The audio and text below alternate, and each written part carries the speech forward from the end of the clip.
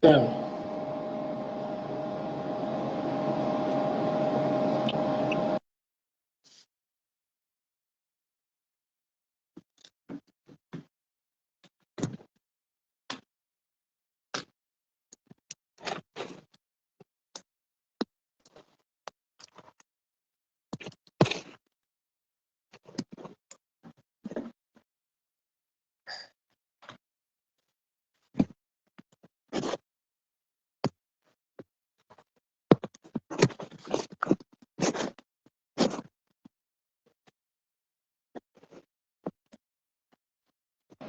Ah, mon micro était coupé.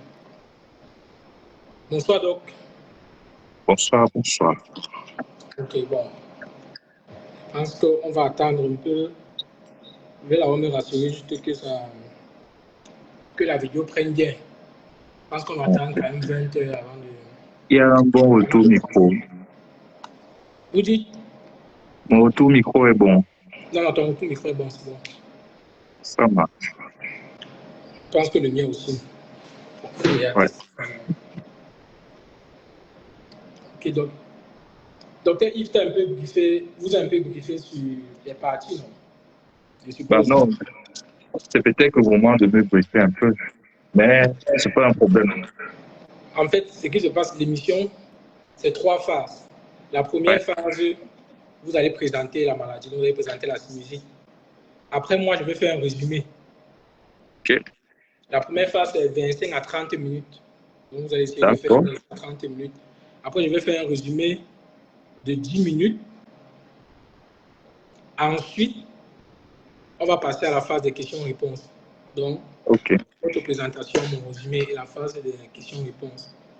Alors, 25 minutes, c'est une présentation qui sera grand public, c'est ça? Oui, grand public. 25 à 30 minutes.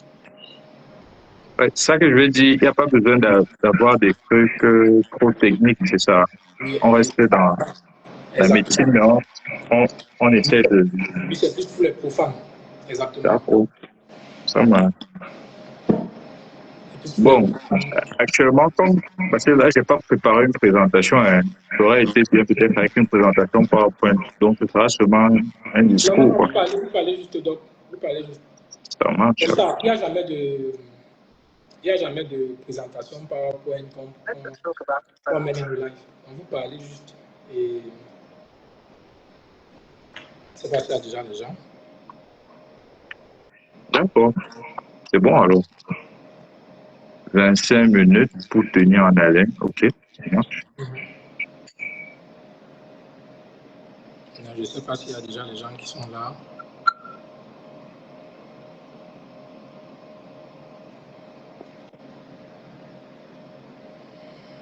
Donc on a dit 20 heures.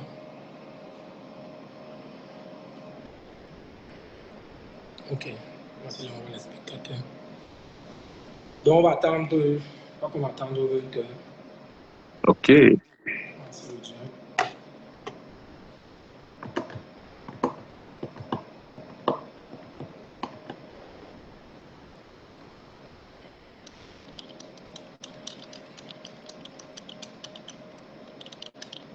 Donc l'objectif c'est que normalement le live va finir à 21 heures. D'accord. On sera dans les temps. Oui, à 21 heures. Parce que je suis même de garde là. J'espère seulement qu'on ne va pas me déranger ici. J'ai quand même pris la disposition. Mais bon. OK. Bon, ça va. Ok.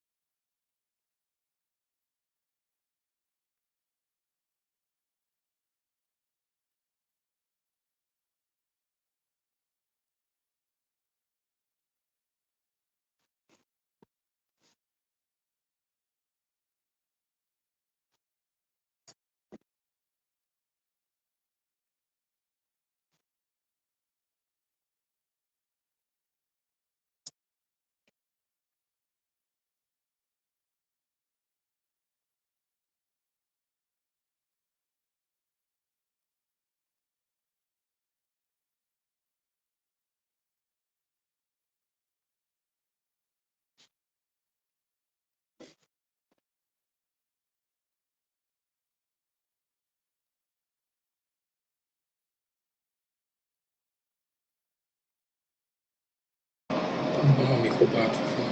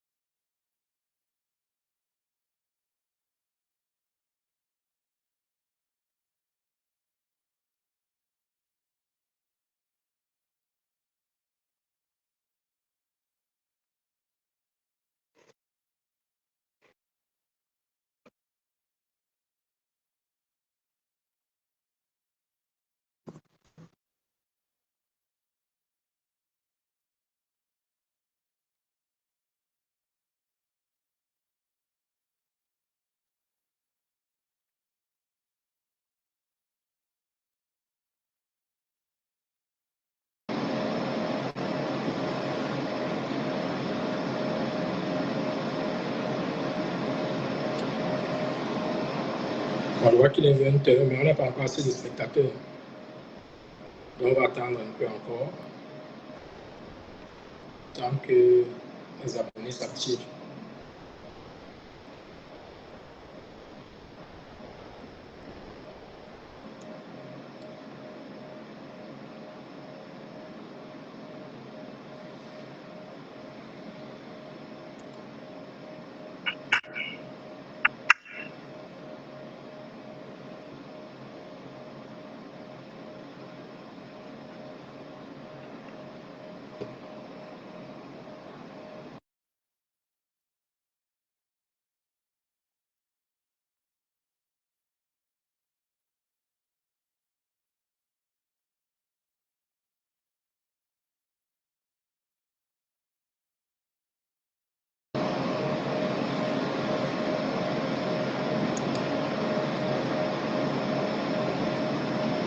Bon, je pense qu'on va commencer.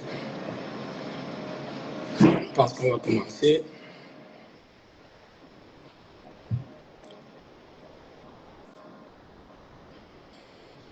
On est déjà, nous sommes 6 là. Nous sommes déjà 7. Bon, on attend encore un peu.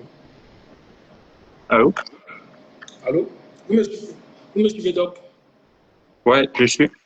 Ok. Bon, je pense qu'on attend encore un peu avant de commencer. C'est vrai qu'il y a 7 invités déjà.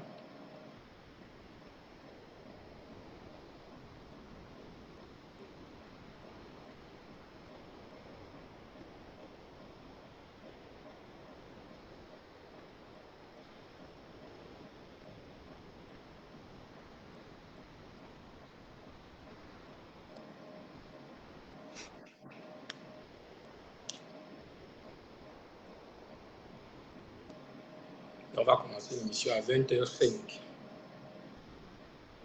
20h05. Oui, à 20h05, on commence. Donc, dans 2 minutes. D'accord.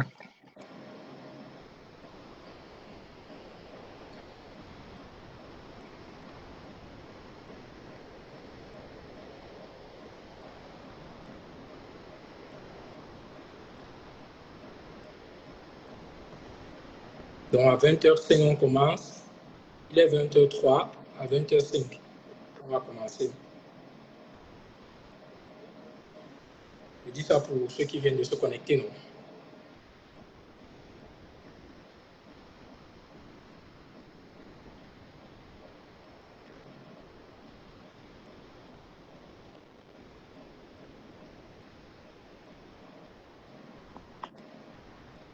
Ok.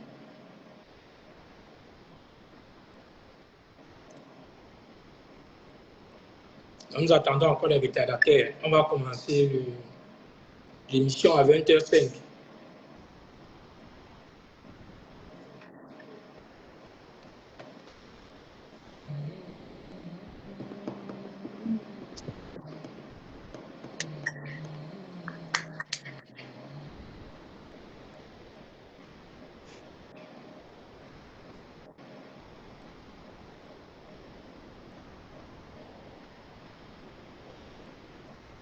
vrai que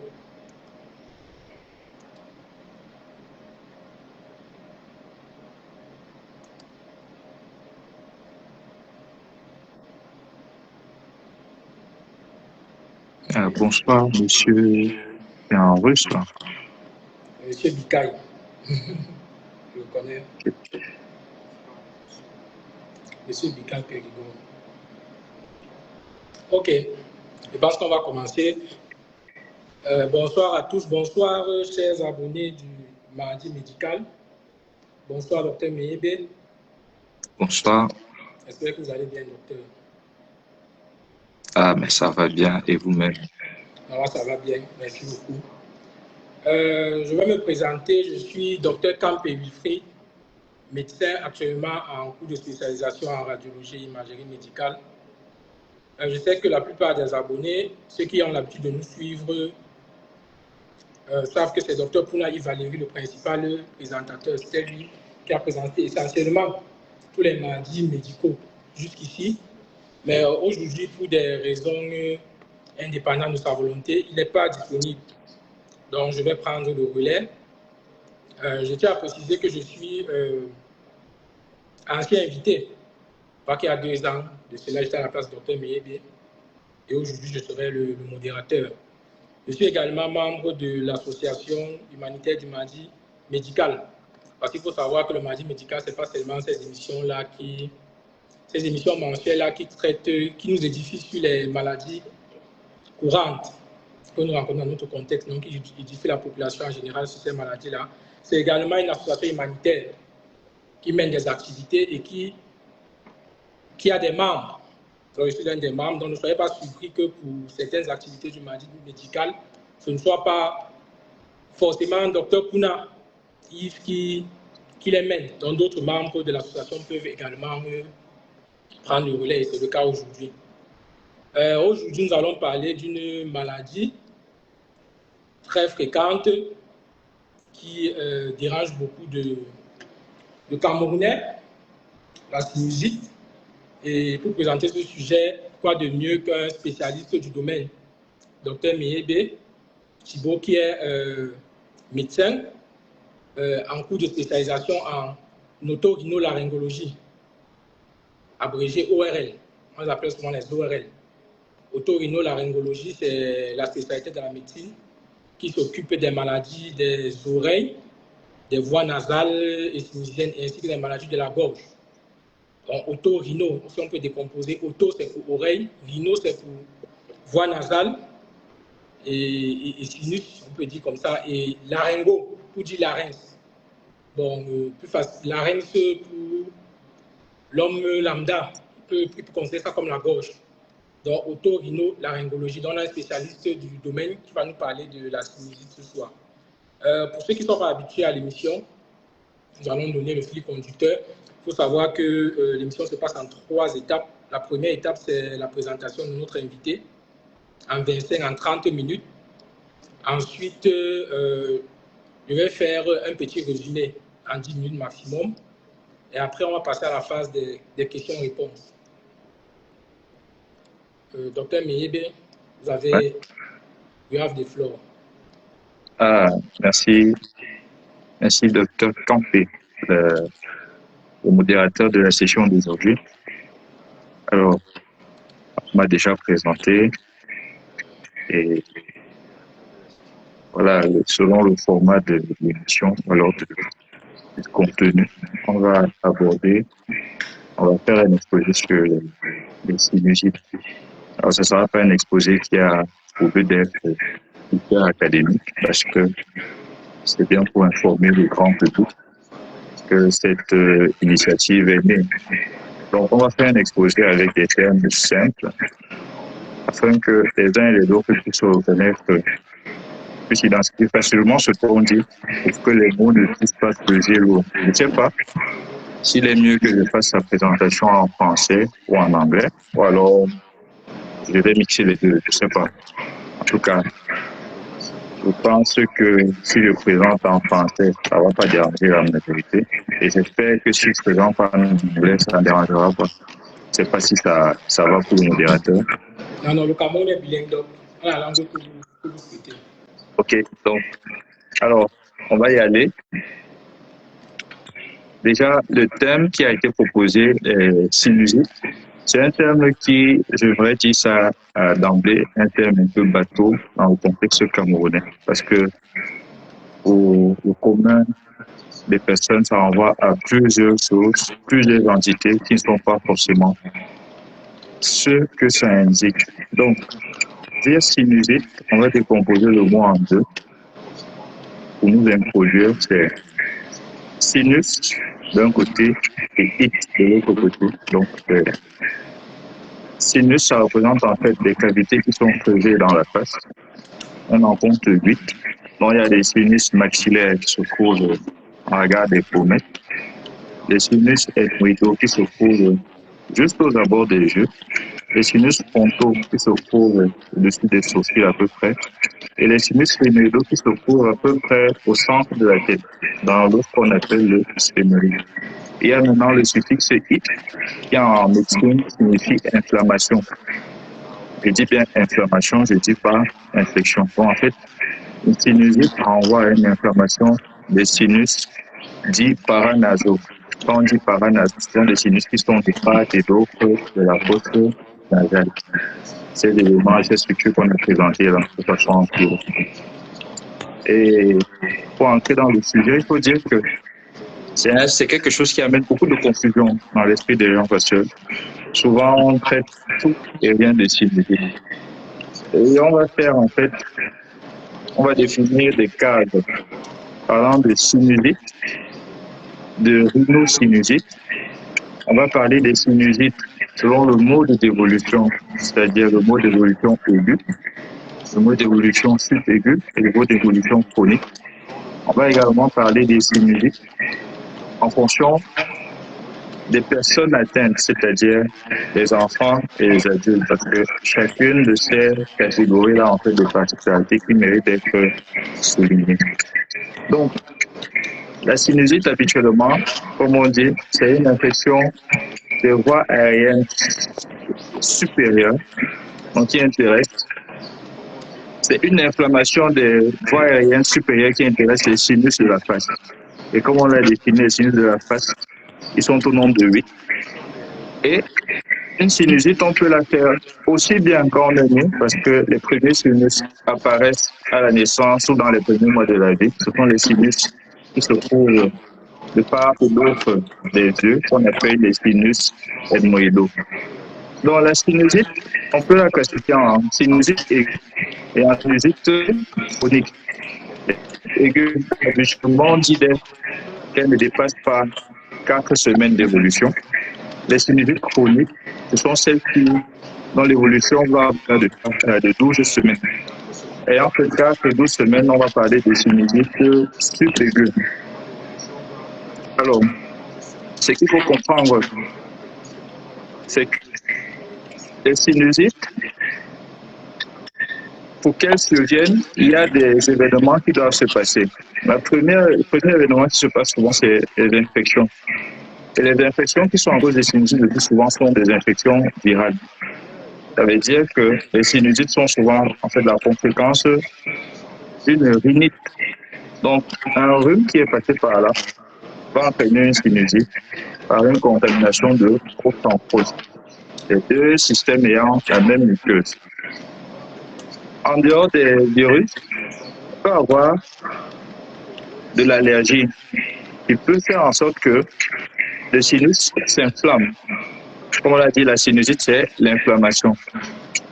Quelque chose peut également inflammer les sinus. On peut avoir l'obstruction des zones de grainage de ces sinus-là, soit par un corps étranger, par un traumatisme qui a été subi, ou alors par un polype qui obstrue la voie de grainage du sinus. Quelque chose d'autre peut encore conduire à ces sinusites-là. Par exemple, le tabagisme fumé du tabac peut faire en sorte d'avoir cette sinusite qui est une inflammation. Rappelons-le, j'insiste sur le fait que c'est l'inflammation. Et on sait aujourd'hui que les patients qui sont asthmatiques sont plus à risque de faire des sinusites. Quand entendu que l'asthme, c'est un état inflammatoire chronique, c'est vrai que ça intéresse beaucoup plus les voies respiratoires basses, mais l'asthme, étant donné que c'est une inflammation chronique, ça favorise la survenue des sinusites chez les patients. Alors, comment est-ce que ça se manifeste, la sinusite, habituellement? Les sinusites aiguës suivent presque toujours un épisode viral récent, c'est-à-dire après un rhume, on va développer donc des signes qui seront en rapport avec une sinusite. Et là, on est souvent dans le cas de rhinosinusite parce qu'elle font suite à un épisode de rhume. Le rhume étant une affection qui est virale.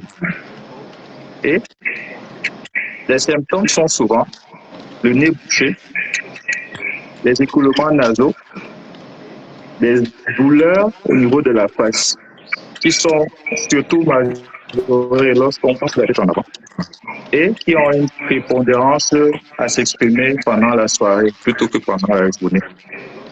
Ça, c'est dû à un petit phénomène dans le corps, c'est parce qu'en fait, en soirée, on a déjà utilisé la majorité du cortisol qui est fabriqué par le corps. Et donc, le cortisol est une hormone, est une substance anti-inflammatoire. Et en soirée, elle décline. Ça fait que les douleurs de sinusite, les douleurs d'inflammation en général, on les ressentira plus en soirée qu'en journée.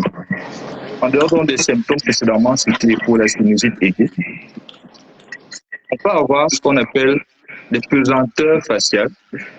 Dans certains cas, on peut avoir un gonflement au niveau de la face en fonction du sinus concerné. On aura essentiellement ça dans les ethmoïdites. Et on peut avoir également des troubles de l'odorat. Alors, une fois qu'on a ces symptômes-là, ils renseignent sur une sinusite aiguë et ils imposent pour la plupart du temps une consultation à l'hôpital. Les sinusites chroniques, quant à elles, vont se manifester par à peu près les mêmes symptômes. On va dire que dans les sinusites aiguës et dans les sinusites chroniques, il peut s'y ajouter invariablement la fièvre. Et ce sont des éléments qui vont permettre en fait aux médecins de pouvoir envisager le traitement par la suite. Bon, dans les sinusites chroniques, on va distinguer les sinusites chroniques qui s'accompagnent de polypes dans le nez et les sinusites chroniques sans polypes dans le nez. Et habituellement, les symptômes ils sont les mêmes, mais sauf que leur évolution est un peu plus longue, comme on a dit, plus de 12 semaines dans les sinusites chroniques. Donc, ce sera toujours la pesanteur faciale, ce sera l'obstruction nasale, ce sera une perte de l'odorat, enfin, on appelle ça une baisse de l'odorat, pas une perte de l'odorat, une baisse de l'odorat.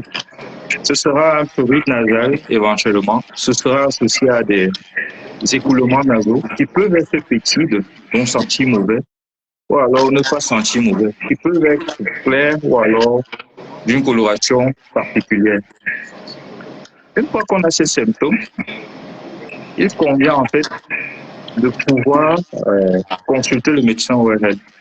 Surtout que ces symptômes, ils seront pris différemment par le médecin ORL, qu'il s'agisse d'un enfant ou d'un adulte, d'un sujet qui possède l'ensemble de ces éléments de défense, contrairement à un sujet qui est immunodéprimé, par exemple. Donc, parlant des sinusites de l'enfant, on l'a dit, un enfant peut authentiquement faire une sinusite. Et le challenge chez les enfants, en fait, se retrouve au niveau des formes compliquées. Parce que les enfants, quand ils font des sinusites, il y a plusieurs éléments qu'il faut rechercher. Et il y a plusieurs éléments sur lesquels il faut anticiper pour ne pas se retrouver dans le cadre des affections qui sont difficiles à soigner et qui sont, sur le plan financier, sur le plan technique, lourdes en termes d'investissement et en termes de mise en œuvre. Donc, chez les enfants, il y a habituellement des facteurs de risque qu'on identifie. Ces facteurs de risque sont essentiellement les déviations septales, le septum étant cette partie qui divise la narine en deux, de gros cornets, Les cornéas, c'est souvent les boules roses que les uns et les autres peuvent voir dans le nez, qui alternent de cycles au cours de la journée. On peut avoir les traumatismes de la face qui favorisent la survenue de ces sinusites-là. On peut avoir un défaut de la clairance des narines. On appelle ça clairance mucociliaire, c'est-à-dire que le nez n'arrive pas à se débarrasser des sécrétions. Le nez et les sinus n'arrivent pas à se débarrasser des sécrétions qu'elles ont produites. Imaginez les sécrétions là comme étant la transpiration. Donc, le nez et les sinus n'arrivent pas à enlever la transpiration. Et puis, cette transpiration-là s'accumule dans les sinus et ça entraîne une sinusite. Et il y a certaines maladies qui favorisent ce manque d'élimination des produits et des sécrétions des sinus. La mucoviscidose, par exemple. Et on a des cas particuliers des enfants qui sont en réanimation, qui ont par exemple des sondes dans le nez. Parce que la sonde va agir comme un corps étranger et peut bloquer l'orifice de crénage du sinus et entraîner donc une sinusite. Donc, comme on l'a dit, les symptômes sont classiques chez les enfants, mais il y a des définitions que le médecin que vous consulterez connaîtra, des définitions qui vont guider en fait la prise en charge. Parce que comme on a dit d'emblée, les sinusites sont d'abord virales et peuvent devenir bactériennes par une pollinisation des bactéries de la fosse nasale sur une sinusite existante qui est d'emblée virale. On a également des sinusites qui sont dites fongeuses parce qu'elles sont causées par des champignons et des sinusites qui sont dites allergiques et qui peuvent en fait se retrouver dans le cadre de sinusites fongiques allergiques ou alors de sinusites allergiques avec une surinfection bactérienne. Alors, je vois dans le chat comment doit-on se comporter pour une personne qui a constamment une rhinite allergique. Je vais revenir sur la question, je finis d'avoir l'exposé. Donc, je vais vous couper les questions, c'est à la fin. Donc, ne tenez pas en compte. Ah, ok. Les questions pour l'instant, c'est à la fin qu'on va arriver. D'accord.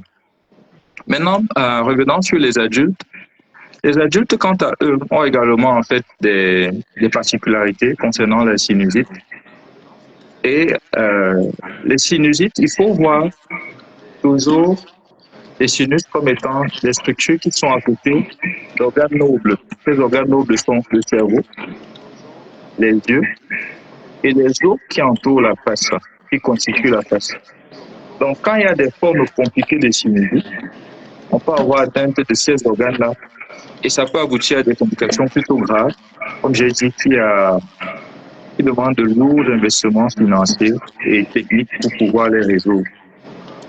Donc, les complications de sinusite elles surviennent essentiellement que les patients qui négligent d'aller en consultation, rencontrer un spécialiste dédié à la cause, est-ce qu'ils viennent chez les patients qui ont certaines tares? On appelle des tares, en fait, tout ce qui est facteur qui peut conduire à baisser la vigilance du système de défense du corps vis-à-vis des organismes qui attaquent. On peut citer le diabète, on peut citer le VIH, on peut citer en fait les patients qui sont en cure de chimiothérapie ou de radiothérapie. On peut citer en fait les patients qui ont certains cancers et les patients qui prennent des corticoïdes par la bouche au long cours. Je pense ainsi à ceux qui font de la musculation et qui se dopent aux stéroïdes. Ce sont des conditions à risque de développer des sinusites graves ou alors dites compliquées. Et une fois qu'on a des sinusites compliquées, comme je l'ai dit, on peut avoir une attaque des yeux, on peut avoir une attaque du cerveau, au point où on est amené à opérer le cerveau pour pouvoir vider le pus. On peut avoir une attaque des os de la face, qui va donc faire en sorte que les os de la face soient arrondis. Et tout cela, il faut pouvoir faire le diagnostic assez tôt pour éviter en fait ces complications-là. Alors, comment le diagnostic de la sinusite est fait? Habituellement, le diagnostic de la sinusite est fait, je vais dire, en 3 grands groupes. Les sinusites aiguës sont habituellement des diagnostics cliniques. Ça signifie qu'il n'y a pas d'examen à faire pour pouvoir poser ce diagnostic. Alors, parlant des sinusites aiguës, en ORL, C'est une symptomatologie, comme on a dit, qui dure moins de 4 semaines. Mais 4 semaines, c'est à titre indicatif. C'est-à-dire que quelqu'un peut venir au bout de 5 jours parce qu'il a les symptômes qu'on a évoqués, mal à la face, mal quand il penche la tête en avant, avec le nez qui coule, soit des deux côtés, soit d'un côté. Ça peut sentir mauvais, ça peut être jaune, verdâtre. Et il va voir l'ORL. L'ORL va l'examiner avec le matériel dont il dispose. Il y a en fait ce qu'on va appeler une fibroscopie qu'on va faire. La fibroscopie a pour but d'évaluer les fosses nasales et d'évaluer en fait les portes où les sinus vidangent leur saleté. Et c'est à partir de là qu'on pose le diagnostic de sinusite aiguë la plupart du temps. On mettra en rappel que une autre cause, ça j'ai oublié de le dire, une autre cause de sinusite aiguë ou de sinusite chronique, ce sont les infections des dents. Alors les infections des dents qui sont de la mâchoire supérieure, pas la mâchoire inférieure, parce que la mâchoire supérieure, certaines dents, certaines racines des dents sont ancrées dans les sinus. Et donc, une dent qui s'infecte peut parfaitement infecter un sinus et aboutir à une sinusite. Et vous verrez dans la prise en charge tout à l'heure qu'il y a plusieurs spécialistes qui sont impliqués dans la prise en charge des sinusites. On y vient. Donc, je disais que le diagnostic des sinusites aiguës est essentiellement clinique. Ne requiert habituellement pas d'examen. Étant entendu que la fibroscopie nasale, bien qu'à l'hôpital, on la facture comme un examen, ça fait partie de l'examen physique. Donc, c'est un examen, si on peut dire comme ça, mais qui est le seul examen utile pour le diagnostic de la sinusite aiguë.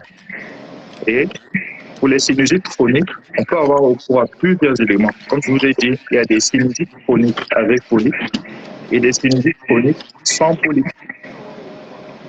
Et la fibroscopie nasale sera toujours indiquée dans ces cas-là, ainsi que des examens de radiologie. Et l'examen de radiologie qu'on utilise actuellement pour le diagnostic des sinusites, notamment les sinusites chroniques, c'est le scanner.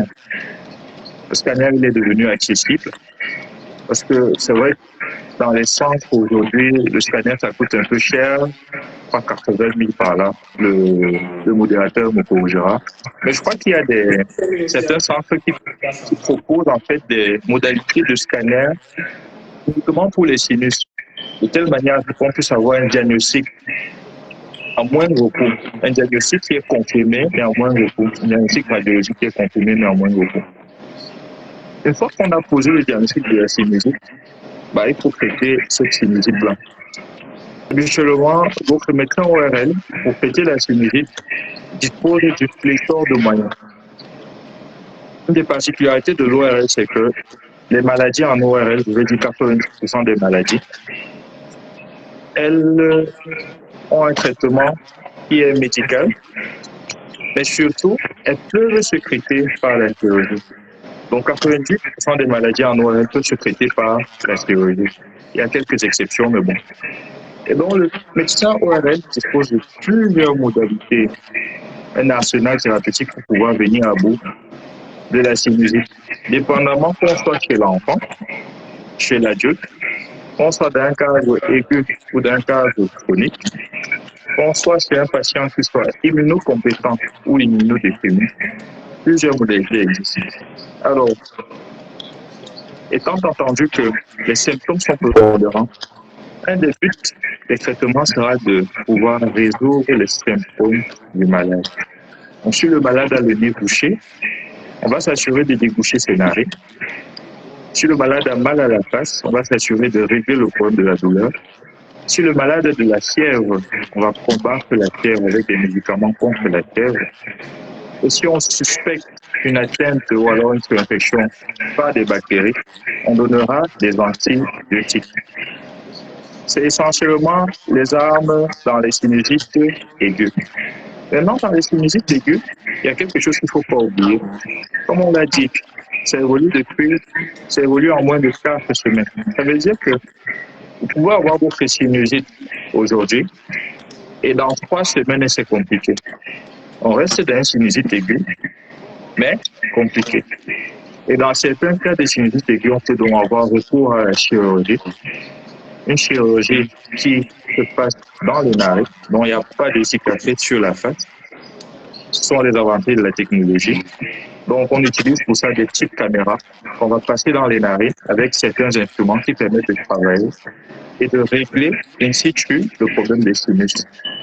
On contribue, par la même occasion, on fera un nettoyage des sinus, un peu comme on nettoie une chambre, pour rendre les sinus propres et pour qu'ils puissent à nouveau fonctionner correctement. Alors, pour les sinusites chroniques, il existe également des médicaments. Et une fois que les médicaments sont dépassés dans le cadre des sinusites chroniques, alors la chirurgie devient une arme redoutable pour le praticien ORL.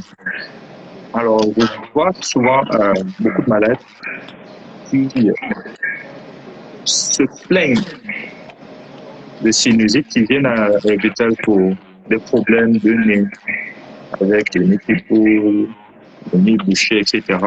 Il faut dire qu'il y a des pathologies qui ne sont pas des sinusites, mais qui peuvent mimer la sinusite. La première pathologie qui peut mimer la sinusite, c'est le rhume. Parce que si on a le nez qui coule sans qu'on ait d'autres symptômes de particuliers qui renseignent sur une atteinte sinusienne, c'est un rhume. Maintenant, c'est vrai que ce sont des voisins très proches et donc, étant voisins, l'un peut contaminer l'autre. Mais le rhume, ça fait partie en fait des affections qui peuvent mimer la sinusite sans en être la sinusite. Bien évidemment, on a dit toutes les causes d'inflammation des narines peuvent entraîner des sinusites, sans pour autant que ce soit une vérité absolue. C'est-à-dire qu'on peut avoir quelque chose qui inflamme la narine sans que ça n'inflamme les sinus. Et une fois qu'on a traité la sinusite, soit par les médicaments, soit par la chirurgie, il convient de faire une surveillance. Alors, il y a des cas pour lesquels la surveillance sera en fait obligatoire chez l'ORL parce que ça devient comme un mariage à vie. Un mariage à vie, pourquoi? Pour pouvoir anticiper sur la survenue d'éventuelles autres complications, autres celles qui auront déjà survenu quant à la sinusite précédemment notée. Alors, ce que j'aimerais dire par rapport à la sinusite, c'est qu'il faut oublier le concept de sinusite égale antibiotique. C'est un concept qui n'est pas vrai. Et c'est quelque chose qu'il faut vraiment mettre de côté parce qu'on remarque de plus en plus que les patients s'auto-diagnostiquent des sinusites et prennent des antibiotiques à tort et à travers pour ces diagnostics qui, ma foi, sont le plus souvent erronés. Il y a un danger dans la prise d'antibiotiques pour les sinusites mal diagnostiquées parce qu'il y a une augmentation des résistances aux antibiotiques. Ça signifie quoi, augmentation des résistances aux antibiotiques? Ça signifie que les antibiotiques qui étaient conçus initialement pour pouvoir traiter un cas X ne répondent plus pour le cas X en question. Il faut partir chercher des antibiotiques Y pour pouvoir venir traiter le cas X. Ça soulève deux problèmes. Le premier problème, c'est le problème de l'accessibilité aux médicaments. Parce que si on prend un antibiotique X qui était conçu pour la sinusite, qui coûtait, je ne sais pas, 2000 francs, et que ce médicament est devenu inutile parce que les bactéries ont commencé à s'approprier son mécanisme de fonctionnement, les médecins seront obligés de prescrire des médicaments Y qui coûtent 2, 3, 4 fois plus cher pour pouvoir venir à bout d'un germe qui aurait normalement nécessité l'antibiotique X qui coûtait 2000. Donc c'est une invitation, un plaidoyer aux patients de pouvoir se rendre à l'hôpital pour avoir un diagnostic exact, premièrement, et bénéficier d'une prise en charge correcte quant aux pathologies qu'ils présentent, notamment pour les sinusites. On ne cessera de le dire, la sinusite, ce n'est pas une infection, c'est une inflammation du sinus. Aussi bien que quand on joue au ballon, après un choc, on peut avoir une inflammation des muscles, de l'articulation. Ce ne sont pas des infections, ce sont juste des inflammations. Et il faut savoir faire la part des choses quant aux inflammations des sinus. Le médecin ORL sera donc la personne adéquate pour pouvoir faire le distinguo entre une sinusite qui est virale qui ne nécessite pas d'antibiotiques, une sinusite qui est bactérienne, qui va nécessiter des antibiotiques, une sinusite qui est fongique, donc causée par des champignons, qui va nécessiter des traitements spécifiques en fonction de l'étendue de l'atteinte sinusienne. Une sinusite qui est chronique ou aiguë, qui va nécessiter certaines investigations pour pouvoir mieux cerner le diagnostic et pour poser la prise en charge la plus adéquate.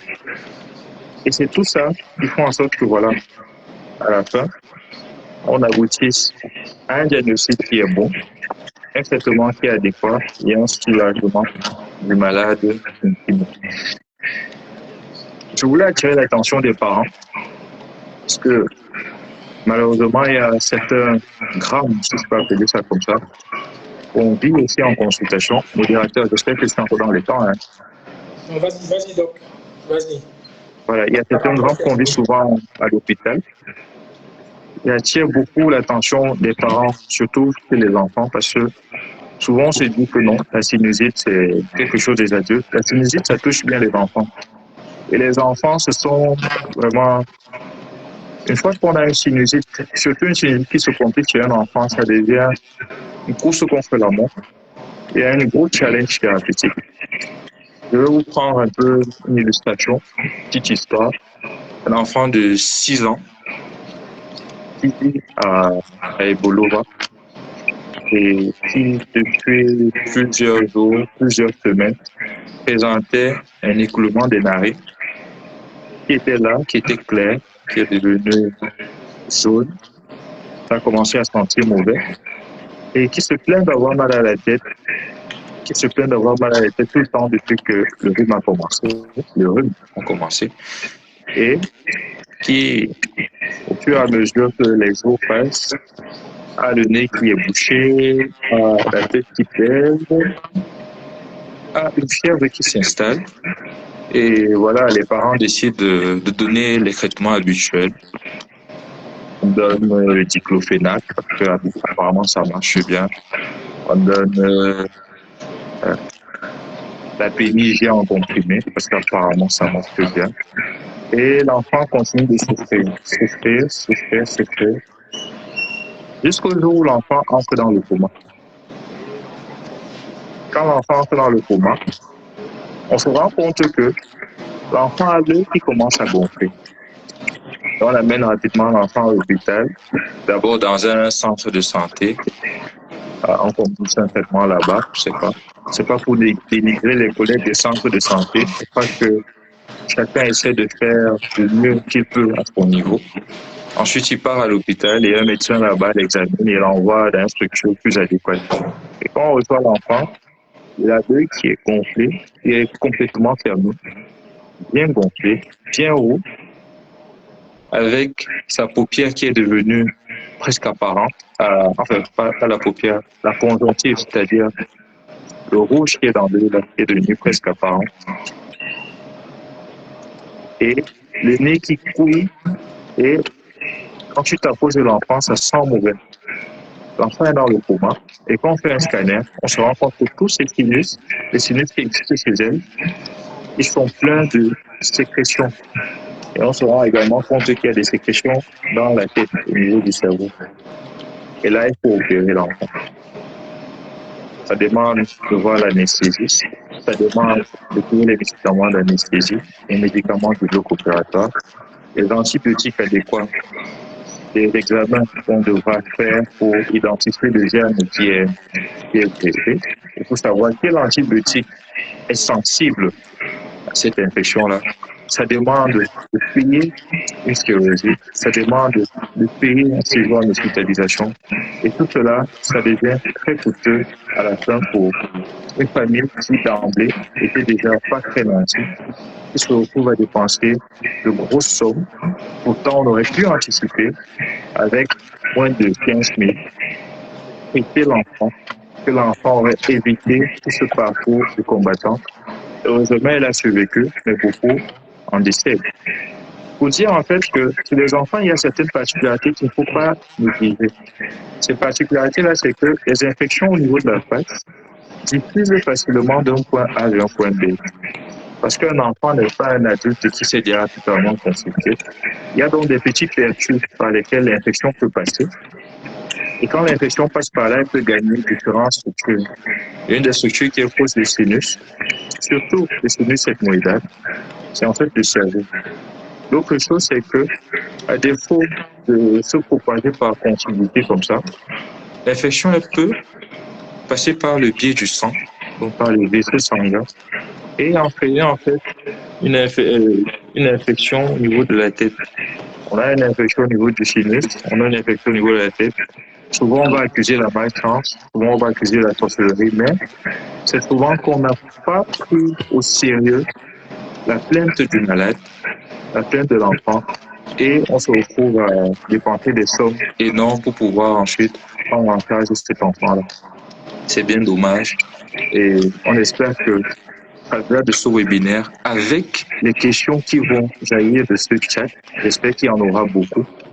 J'essaie au maximum de ne pas être trop médical, de parler pour le plus grand monde, parce que aborder certaines spécificités, je pense que ça n'aiderait pas. Donc, pour pouvoir dire quelques mots pour la fin, je dirais, il ne faut pas négliger. S'il te plaît, donc excuse-moi de te couper. Oui. Si on ne prie pas le temps, on va essayer un peu d'accélérer. Parce qu'on a déjà décodé. Donc pour conclure, je dirais, quand vous avez un problème dans le nez qui intéresse votre nez, c'est-à-dire vous avez le nez bouché, vous avez le nez qui coule, vous avez des mauvaises odeurs que vous sentez dans le nez, vous avez la tête qui pèse, la face qui fait mal. Si les symptômes mettent long, c'est-à-dire plus de 10 jours, ou alors si les symptômes s'accroissent de façon trop rapide, rapprochez-vous d'un ORL, posera le diagnostic adéquat et vous donnera en fait le traitement qui correspond à votre affection. N'oubliez jamais que il est mieux d'anticiper et d'aller voir la personne la plus outillée pour pouvoir traiter une pathologie que de faire le tour, tourner en rond, parce qu'en fait, en tournant en rond, on dépense plus que ce qu'on aurait dû dépenser si on avait en fait pris les choses comme il fallait le prendre dès le début. Voilà, monsieur le modérateur, vous avez la parole. Ok, merci. Merci, docteur, pour la brillante présentation. C'est vrai que vous avez un peu débordé le temps que vous étiez alloué. Mais ce n'est pas grave. Je vais essayer de faire un résumé pour les retardataires avant de passer à la phase des questions-réponses. Le docteur a défini la sinusite comme une inflammation des sinus. Il a décomposé sinusite en sinus plus it, sinus qui veut dire qui sont des cavités creusées dans les os de la face, et it qui veut dire inflammation. Donc sinusite c'est un mot composé qui veut dire inflammation des sinus de la face. Il faut savoir qu'il y a plusieurs sinus au niveau de notre face, au niveau de notre visage, les sinus frontaux, les sinus phénoïdaux, les sinus ethmoïdaux et les sinus maxillaires. Le docteur a suffisamment détaillé les positions, on ne va pas revenir sur ça. Et on peut dire que les sinusites, en fonction de la durée de l'inflammation, on peut décomposer en sinusite aiguë et en sinusite chronique. D'autres, dans notre littérature, on parle également des sinusites subaigus. Les sinusites aigus, qui sont des sinusites qui surviennent en moins de 4 semaines. Les sinusites chroniques, plus de 4 semaines. Mais parfois, on ajoute le terme subaigu, de 4 semaines à 3 mois. Je pense bien. Donc, on va retenir sinusite aiguë, 4 semaines, subaigu, 4 semaines à 3 mois, chronique, 3 mois, en fonction des littératures. Les origines les causes de la sinusite, les sinusites peuvent être d'origine virale, d'origine allergique.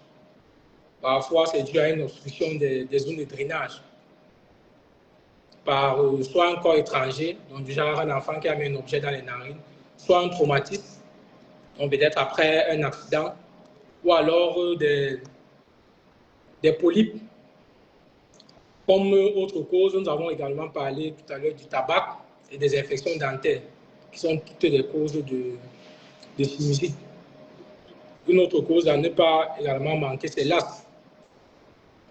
On a dit tout à l'heure que les patients qui sont asthmatiques ont beaucoup de risques de faire des sinusites.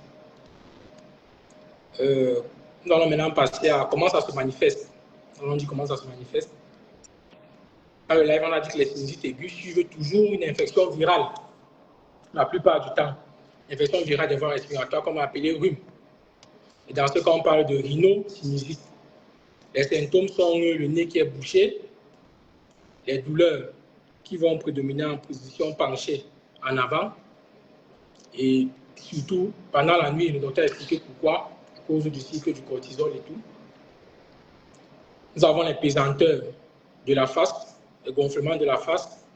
Nous pouvons avoir les écoulements nasaux qui peuvent être clairs ou purulents, perte de l'odorat, surtout dans les sinusites ethmoïdales, et également la fièvre. La fièvre qui est souvent le symptôme qui amène en consultation.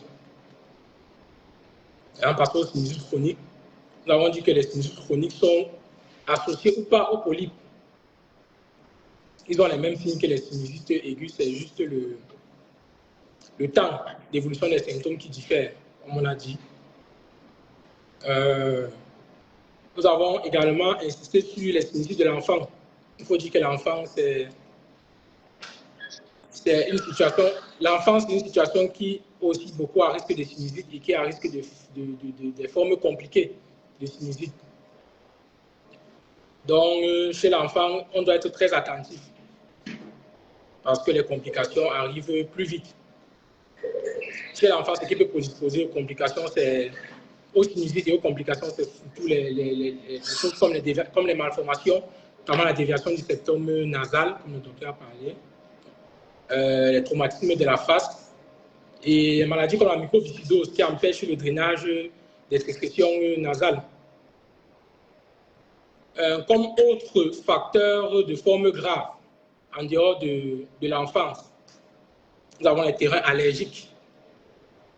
Nous avons les terrains, donc ceux qui ont les allergies, on a parlé de l'asthme. L'asthme aussi, c'est un terrain qu'on peut dire allergique.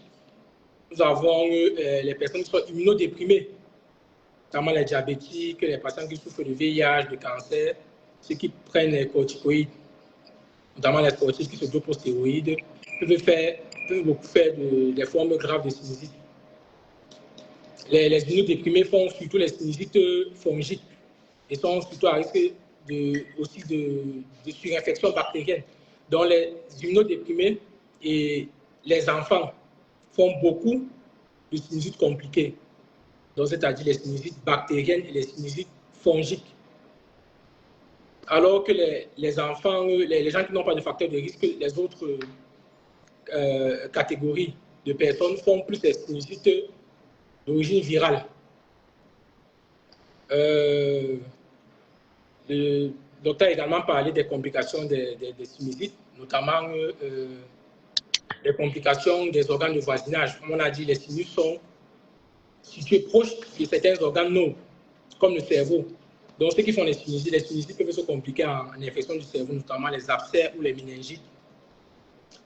Les sinusites peuvent s'étendre au niveau des yeux, ça peut atteindre les yeux. Ça peut atteindre également les os de la face et provoquer des ostéites. Donc, ça peut ronger les os, si on peut dire comme ça. Passons maintenant à comment le médecin fait le diagnostic. Nous avons dit que pour les sinusites aiguës, le diagnostic est le plus souvent clinique. C'est-à-dire qu'on n'a pas besoin d'examens complémentaires, on n'a pas besoin de prescrire les examens. Le seul examen, qui n'est pas vraiment un examen, que le médecin ORL peut faire, c'est la nasofibroscopie, qui permet de bien voir les cavités sinusiennes. On envoie un appareil, on regarde bien dans les sinus et on voit le contenu.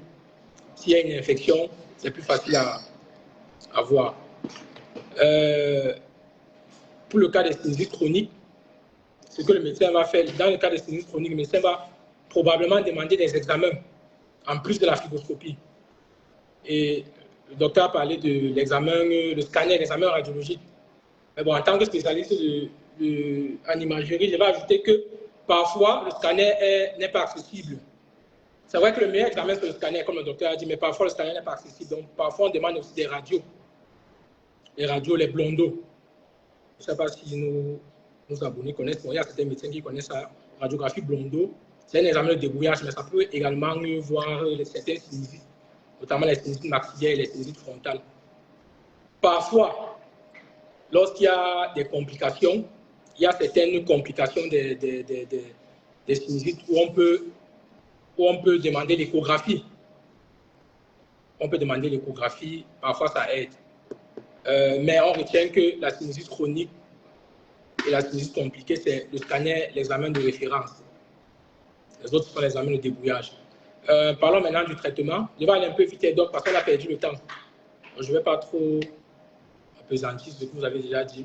En ce qui concerne le traitement, nous avons dit que les médecins ont un large arsenal thérapeutique et le traitement dépend de plusieurs facteurs. Ça dépend de l'âge, ça dépend de l'état d'immunité du patient. Un patient qui est immunodéprimé ou qui est diabétique ou qui a un cancer, ça ne va pas traiter comme un patient qui est immunocompétent, qui a une immunité qui fonctionne bien, en fait. Bon, pour le traitement, nous avons parlé d'abord du traitement symptomatique, c'est-à-dire soulager les symptômes. Donc, si le patient a le nez bouché, on va essayer de faire le lavage nasal pour déboucher. Si le patient a la fièvre, on va donner un antalgique, un anti-fièvre. Un antalgique. Bon, l'antalgique, c'est pour la fièvre et la douleur. Ok, si le patient a la douleur ou la fièvre, on va donner un antalgique ou un antipyrétique. Si on pense qu'il y a une surinfection bactérienne, donc il y a les bactéries qui ont surinfecté la sinusite, on va donner les antibiotiques. Si c'est une infection fongique, bien évidemment, on va donner les antifongiques. Donc, c'est le médecin qui sait, le médecin ou le médecin ORL qui sait vraiment comment gérer. Comme autre moyen thérapeutique, on a parlé de la chirurgie. On a dit que la chirurgie intervient surtout en cas de sinusite chronique, mais parfois dans certains cas de sinusite aiguë, lorsqu'elles sont compliquées. Et ce qu'on fait le plus souvent en chirurgie, c'est qu'on va envoyer une caméra, donc on appelle ça l'endoscopie, on va envoyer une caméra dans un appareil avec une caméra dans les voies sinusiennes, et on va laver, on va essayer de laver, on va essayer d'évacuer tous les déchets, toutes les infections. Comme autre moyen thérapeutique, on a parlé de la surveillance, c'est important. Un patient qui a la sinusite doit toujours avoir des rendez-vous réguliers pour anticiper sur les complications en fonction de l'état clinique avec lequel il vient. Le médecin aura recours à une surveillance particulière. Bon, je veux aussi ajouter que le médecin dit qu'il ne faut pas confondre la sinusite avec les autres pathologies respiratoires. Donc, il ne faut pas dire que quand on a le rhume, ça veut dire qu'on a forcément la sinusite. Le rhume, c'est juste le nez qui coule, mais il n'y a pas les autres signes comme l'écoulement purulent. C'est juste le nez qui coule, l'écoulement est souvent clair. Il n'y a pas l'écoulement purulent, il n'y a pas de douleur. C'est un peu ça.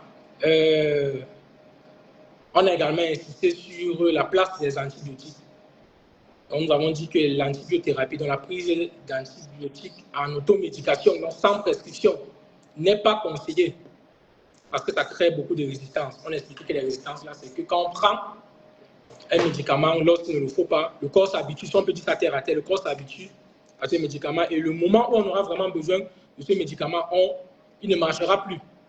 Donc, c'est mieux de prendre les antibiotiques pour la sinusite quand c'est nécessaire. Et c'est le médecin qui sait quand c'est nécessaire. Donc, pas d'automédication.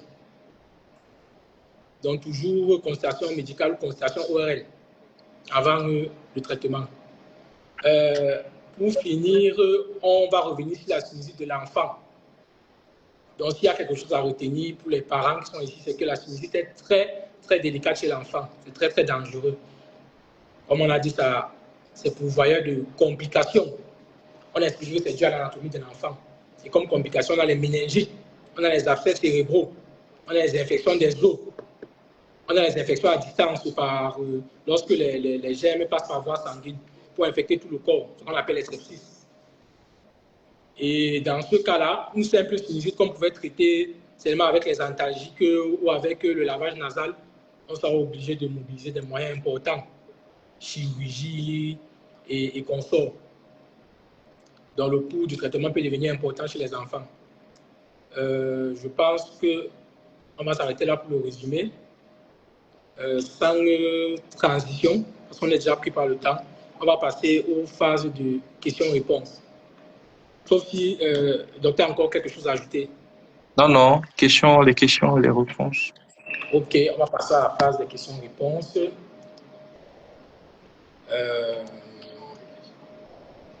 La première question, docteur Yves Valérie Pouna est avec nous. On voit qu'il a posé plusieurs questions. Le fondateur est là, le président. Ok, la première question nous vient du docteur Pouna. Comment doit se composer une personne qui a constamment une rhinite? Je crois que c'est comporter qu'il voulait dire. Comment doit se comporter une personne qui a constamment une rhinite allergique pour éviter la sinusite?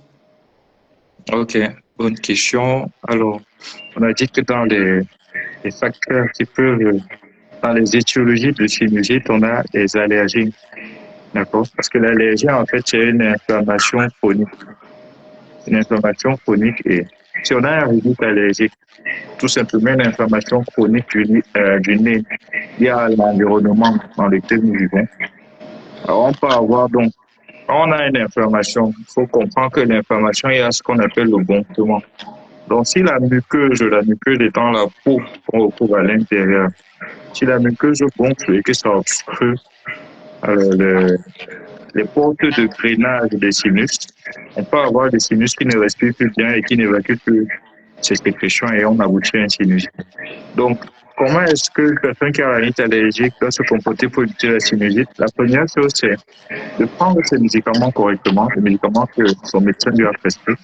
La deuxième chose, c'est de faire son suivi tel que configuré par le médecin. Ça rentre en fait dans les cas de figure de patients qui ont besoin d'un suivi à vie avec le médecin ORL. Une fois que le diagnostic de rhinite allergique est posé, quand il est posé de nouveau, la surveillance va se faire de façon un peu plus constante pendant les 2 premières années. Et puis à partir de la 3e année, on peut faire une surveillance qui est soit semestrielle, soit annuelle, justement pour anticiper sur la survenue de certaines affections, notamment les sinusites. Dans ce cadre, les sinusites chroniques et a fortiori avec polype. Donc, les clés de la prévention ici, c'est bon suivi médical, prise effective des médicaments tels que prescrits par son médecin et honorer les rendez-vous de suivi. C'est un peu ça pour la première question. Ok, on va passer à la deuxième question. Toujours docteur Yves Pouna. Qu'est-ce qui favorise la survenue des polypes au niveau des sinus? Alors, qu'est-ce qui favorise la survenue des polypes au niveau des sinus? Ça, c'est un peu technique. Je vais essayer de faire que ce soit le moins médical possible. Alors, si on a un agresseur qui vient un peu brutaliser la muqueuse, dont la peau des sinus, l'agresseur peut être une bactérie, du tabac, ça peut être des virus, ça peut être des allergènes. Alors, il y a également, il va se produire ce qu'on appelle l'activation des cellules de la muqueuse, les cellules épithéliales. Ils vont libérer certains facteurs. Parmi les facteurs, il y a en fait des facteurs qui sont pro-inflammatoires, donc l'interleukine, par exemple. Et une fois qu'on a cette interleukine-là qui est libérée, on aura donc l'activation de certaines cellules de défense. Donc, ces cellules de défense, on les appelle souvent les lymphocytes, les lymphocytes de type 2. Et ces lymphocytes de type 2 vont accentuer la production de médiateurs inflammatoires, donc les interleukines. Et une fois qu'on a ces interleukines-là, il y aura un recrutement d'autres styles d'acteurs de défense. C'est un peu comme si on prenait au départ les généraux qui vont appeler les capitaines, qui vont appeler les sous-officiers. Et parmi les sous-officiers, il y a ce qu'on appelle les éosinophiles. Il y aura donc une commutation des éosinophiles, commutation des classes d'immunoglobulines de type E. Et il va y avoir une hyperproduction de mucus. Cette hyperproduction de muqueuse va aboutir à un remodelage des tissus donc de la muqueuse. Et c'est ça qui, in fine, va former le polype avec un œdème à l'intérieur. On appelle ça un œdème stromal. Et il va s'accumuler des dépôts en fait d'albumine, une protéine. Et après ça, ça forme donc la peau. La peau, elle commence à prendre vite parce qu'il y a du sang qui arrive, il y a de la fibrose qui se constitue. C'est donc comme ça qu'on va partir d'une muqueuse qui est normale à une muqueuse qui est polypoïde. Du fait de cette agression répétée là, de la cascade d'inflammation. Je ne sais pas si c'est que j'ai dit ça un peu. C'était un peu technique, donc. Donc, pour dire ça de façon simple, le polype se forme quand il y a une agression continue et permanente de la muqueuse, c'est-à-dire de la peau du sinus. Et cette peau-là, pour se défendre, elle va changer de forme et prendre cette forme boudinée-là, qu'on appelle donc le polype. D'accord, je pense que là, c'est plus digeste. La prochaine question, encore docteur Pouna Yves. Comment savoir qu'on doit aller chez l'ORL ou le neurologue lorsqu'on a des céphalées? Okay. Bon, avant de répondre, donc j'ai envie d'ajouter même, comment savoir quand on doit aller chez l'ORL, chez le neurologue, chez le médecin généraliste, comment on doit s'orienter en fait? Alors, pour répondre à cette question, je dirais la première chose, pour les céphalées qui sont d'apparition brutale, avec certains signes que je qualifierais de neurologiques, il est mieux de se référer au neurologue d'endo. Mais pour un patient qui présente des céphalées qui évoluent en fait à bas bruit, comme ça, de façon quotidienne, la première porte d'entrée à l'hôpital, on le souligne pas souvent assez, mais la première porte d'entrée à l'hôpital, c'est le médecin généraliste. Donc, pour une céphalée, si moi je devais donner la hiérarchie du parcours, je dirais on commence par le médecin généraliste. Le médecin généraliste est outillé pour pouvoir faire le diagnostic de tout ce qui est céphalée en forme compliquée et céphalée en forme non compliquée. Habituellement, les médecins généralistes ils managent assez bien les céphalées non compliquées. Maintenant, il faut faire un distinguo. Le distinguo qu'il faut faire, c'est par rapport aux céphalées. Habituellement, l'ORL s'occupe de ce qu'on appelle les algies faciales. Alors, pour définir la face, prend souvent la démarcation sur la ligne des cheveux. Donc, l'ORL s'occupe de tous les bobos qui concernent la face, c'est-à-dire la ligne d'insertion des cheveux jusqu'au cou. Là, c'est si on peut dire, le domaine d'action de l'ORL. Maintenant, le neurologue, c'est tout ce qui concerne le reste. Maintenant, l'orientation, elle va se faire vraiment en fonction des signes qui s'associent aux céphalées en question. Si vous avez des céphalées qui s'associent avec des signes d'atteinte du nez, on ira voir l'ORL parce qu'il y aura sans doute un lien entre les symptômes. Maintenant, s'il y a des céphalées qui sont complètement isolées et qui sont mal caractérisées, on commencera peut-être par un médecin généraliste avant de voir le neurologue ou alors on ira directement chez le neurologue. Du coup, c'est un peu comme ça que je vois la stratification du passage ou alors du circuit du malade d'une spécialité à l'autre. On commence par le médecin généraliste et le médecin généraliste est suffisamment outillé de par ses connaissances acquises en théorie pratique pour pouvoir orienter le patient soit chez l'ORL, soit chez le neurologue, soit même pouvoir proposer un traitement qui suffise à soulager et à traiter le problème posé par les malades. C'est un peu ça pour l'explication. D'accord, merci. Donc, bon, pour le public qui n'est pas du domaine, quand on dit céphalée, c'est mot de tête et c'est simplement mot de tête. Donc, j'espère que vous n'êtes pas perdu par les gros termes. OK. L'association humanitaire Maladie médicale qui nous pose une question. Bonsoir les docs. Merci pour la présentation. J'aimerais savoir s'il y a des saisons qui favorisent la survenue de la sinusite. Ok, bonne question. Je vais répondre par oui. Alors, des saisons, si on parle des saisons, on va nécessairement évoquer les maladies saisonnières. Et dans les maladies saisonnières, justement, il y a ces maladies allergiques-là. Avant, il y avait une classification qui parlait des allergies de façon saisonnière, pérennielle, etc. Ça a un peu changé. Effectivement, donc, il y a des saisons où on est plus en contact avec les allergènes environnementaux. C'est pour ça qu'il y a certaines personnes qui souffrent de rhinite allergique qui auront des symptômes moins marqués certaines saisons et des symptômes plus marqués pour d'autres saisons.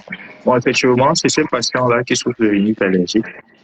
Au gré des saisons, ils vont pouvoir avoir plus de risques de faire des sinusites que d'autres, que dans d'autres saisons. On sait peu cher pour cette réponse. Mais ce n'est pas de façon générale pour tous les individus. L'autre chose également, comme je l'ai dit, habituellement, les saisons sont souvent rythmées également par le passage de certains virus ou certains virus. On sait par exemple que le virus de la grippe il survient souvent en période soit de transition saison, c'est saison pluvieuse dans notre contexte, soit en saison pluvieuse essentiellement. Et donc, pendant cette transition avec les cycles viraux, si on a une infection virale qui touche les narines, c'est-à-dire une rhinite virale, elle peut s'étendre par contiguïté, donc de proche en proche vers le sinus, et on a un rhinosinusite. Donc, effectivement, les saisons peuvent favoriser la saison du sinus. Maintenant, c'est quelque chose d'inter-individuel. On remarquera donc que les enfants seront plus atteints par ces rhinites virales que les adultes parce que les enfants ont une immunité qui est moindre que celle des adultes et ils pourront donc faire des rhinosinusites plus que les adultes. Et les adultes, c'est tout ce qui est allergique qui sera en fait favorisant en plus de cette infection virale. Maintenant, comme j'ai dit, c'est inter-individuel. Il n'y a pas une saison particulière pour quelqu'un et une autre pour d'autres. Ça dépend des sensibilités de chaque degré. D'accord, merci docteur. Je pense que la réponse est claire cette fois-ci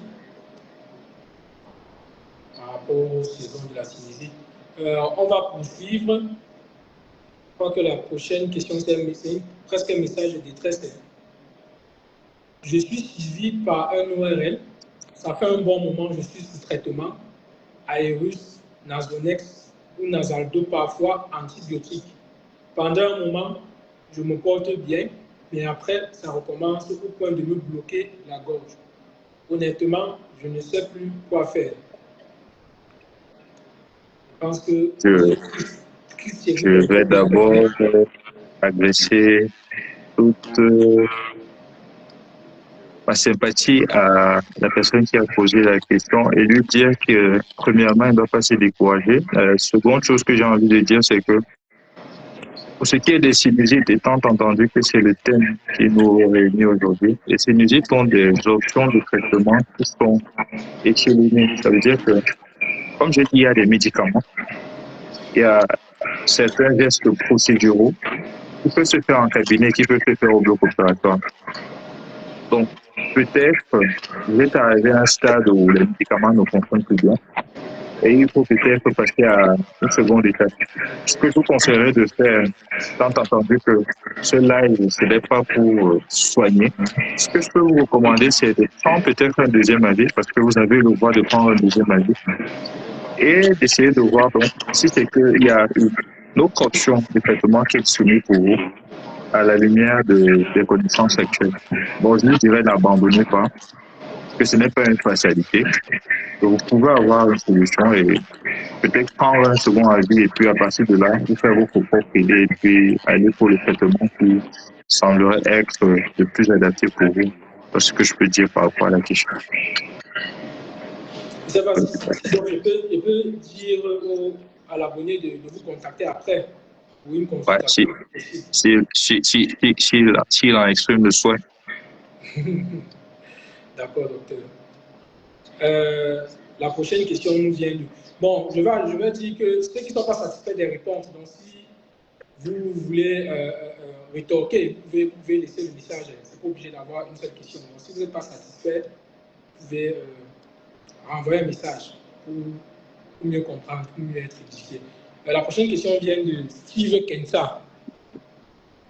Il me demande, quelqu'un qui a déjà eu la sinusite peut l'avoir de nouveau? Et comment faire pour prévenir la sinusite? Merci. Très bonne question. Effectivement, quelqu'un qui a une sinusite peut l'avoir de nouveau. Je vais prendre plusieurs cas de figure. Alors, si on a un patient qui a une carie dentaire sur les dents d'en haut, surtout les dents du fond, et qui ne traite pas sa dent, chaque fois que sa dent va s'infecter, il peut faire une sinusite. on va traiter la sinusite, mais s'il ne traite pas le problème de base, qui est par exemple la dent, eh ben, il va faire des sinusites de façon continue. Donc, dans ce cas de figure, est-ce qu'il peut faire des sinusites en plusieurs fois? Oui. Est-ce qu'on peut prévenir la survenue de la sinusite? Oui, en faisant un traitement dentaire. Maintenant, comme j'ai dit, il y a des éléments qui favorisent alors qui sont facteurs de survenue de sinusite. Il y a les allergies, la rhinite allergique, il y a les infections virales, il y a le tabac. Et la prévention consiste en fait à se prémunir de ces irritants-là. Je vais parler d'irritants et englober tout ça parce que quand je vais dire la rhinite allergique, l'irritant c'est l'environnement. Ça veut dire que si tu as une sinusite qui découle en fait d'une rhinite allergique, c'est un peu pour s'exprimer, pour prévenir la survenue de la sinusite, il faudra en fait faire en sorte de respecter ce qu'on appelle souvent en consultation les mesures hygiéniques environnementales pour pouvoir avoir une exposition la moins possible aux allergènes. Maintenant, si tu es sujet à des viroses répétées, peut-être au changement de saison, il faut adopter des mesures qui font en sorte que voilà, tu peux plus protéger contre ces viroses-là. Ça peut être le port du casque-nez.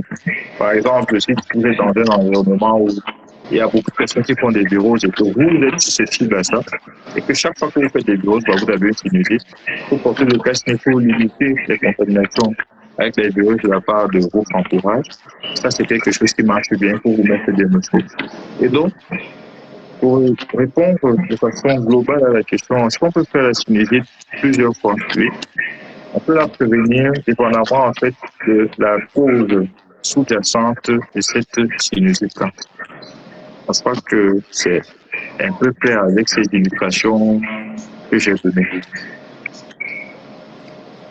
D'accord, merci beaucoup, docteur. Je vois qu'il n'y a plus de questions. Alors, je regarde bien, mais il n'y a plus de questions. Bon, docteur, merci pour votre édification ce soir.